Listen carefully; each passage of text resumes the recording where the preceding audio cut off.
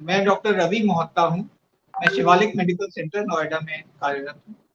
आज हम सब लोग कोविड-19 की वैक्सीन को पाना चाहते हैं और इसके बारे में जो-जो जानकारी आज की तारीख में अवेलेबल है, उसके बारे में जानना चाहते हैं। क्योंकि आज की तारीख में भारत में 3 वैक्सीन्स करंटली अवेलेबल हैं, स्पुतनिक, कोविशील्ड और कोवैक्सिन।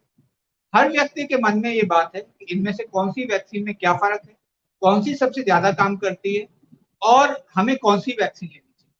तो आज हम लोग कोशिश करेंगे कि आपको इन तीनों वैक्सीन के बारे में संक्षिप्त में बताएँ, जिससे आप ये फैसला कर सकें कि आप कौन-सी वैक्सीन लेना बेहतर है।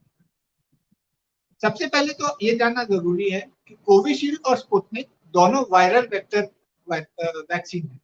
इसका अर्थ ये है कि कोविड-19 वायरस का एक छोटा-सा टुकड़ा लेकर इसको एक वीक वायरस के ऊपर अटैच कर दिया गया है। जो यह वीक वायरस बीमारी तो नहीं पैदा करता, पर जब हम इस वायरस को अ अ अ, किसी के शरीर में इंजेक्ट करते हैं, तो ये जो टुकड़ा कोविड-19 का इसके साथ अटैच्ड है, ये शरीर में जाकर कोविड-19 के अगेंस्ट इम्यूनिटी देता है और इस बीमारी से बचाने का काम करता है।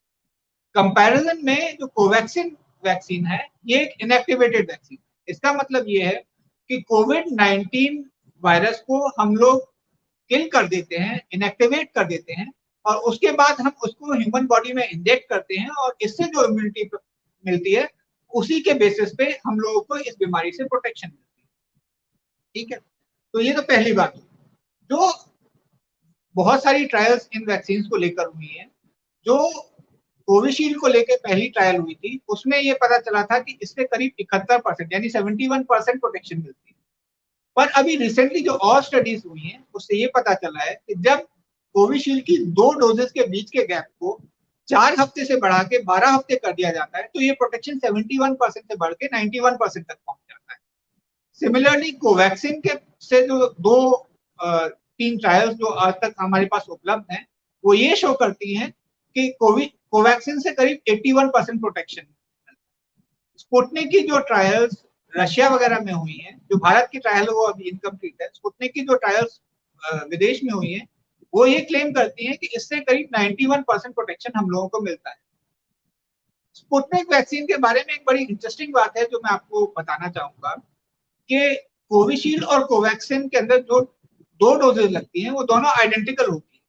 पर स्पुतनिक वैक्सीन के अंदर जो फर्स्ट डोज और सेकंड डोज लगती है, उसके अंदर जो वायरस हम इस्तेमाल करते हैं, वो अलग-अलग होता है। इसका पर्पस ये है कि ये समझा जाता है कि दोनों वायरसेस अलग-अलग होंगे, तो शायद वो हमारी बॉडी में इम्यूनिटी को पैदा करने की स्थिति को ज़्यादा बढ़ा के करें और इससे जो प्रोटेक्शन हम लोगों को मिलेगा, वो ज़्यादा बेहतर होगा। इसके अलावा जो मेजर डिफरेंस है, वो ये है कि स्पुतनिक वैक्सीन की जो 2 डोजेज लगती हैं, वो 21 डेज़ के गैप में लगती है। कोवैक्सिन की जो 2 डोजेज हैं, वो 28 डेज़ के गैप में लगती है।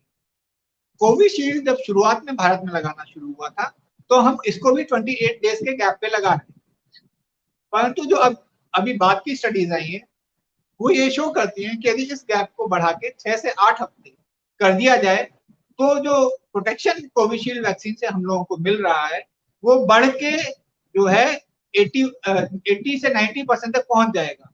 तो इसलिए जो अब करंट रिकमेंडेशन है, वो ये कहती है कि कोविशील्ड वैक्सीन को 6 टू 8 वीक्स के गैप पे लगाना चाहिए।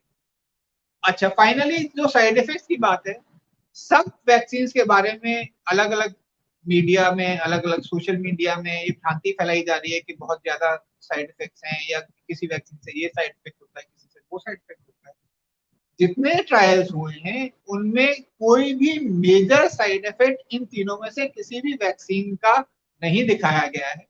सारे जो साइड इफेक्ट्स हैं, वो कंपैरेबल हैं।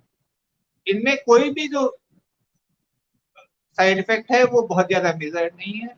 कुछ स्टडीज यूरोप में ये कहा गया कि जो कोविशील्ड वैक्सीन है उससे ब्लड क्लॉटिंग होती है, पर वो जो टोटल नंबर ऑफ केसेस है वो करीब लाखों जो डोजेज लगी हैं उसमें से करीब 38 के करीब केस आए हैं, तो उसको हम बहुत ज्यादा सिग्निफिकेंट नहीं मानेंगे। इसी तरह कोवैक्सीन से भी जो साइड इफेक्ट्स हुए हैं उसको किसी भी तरीके से बहुत ज्यादा सिग्निफिकेंट नहीं माना जाता। सिमिलरली स्पुतनिक भी काफी सेफ वैक्सीन समझी जाती है। जो नॉर्मल साइड इफेक्ट्स होते हैं, वो जहाँ पे इंजेक्शन लगता है वहां पे दर्द होना, एक आध दिन के लिए हल्का सा बुखार होना या फिर शरीर में थकान का महसूस होना है, पर इनमें से कोई भी साइड इफेक्ट ऐसा नहीं है जिसकी वजह से हम ये समझें कि हमें वैक्सीन लगवाने से बचना चाहिए या वैक्सीन से किसी भी तरीके का कोई खतरा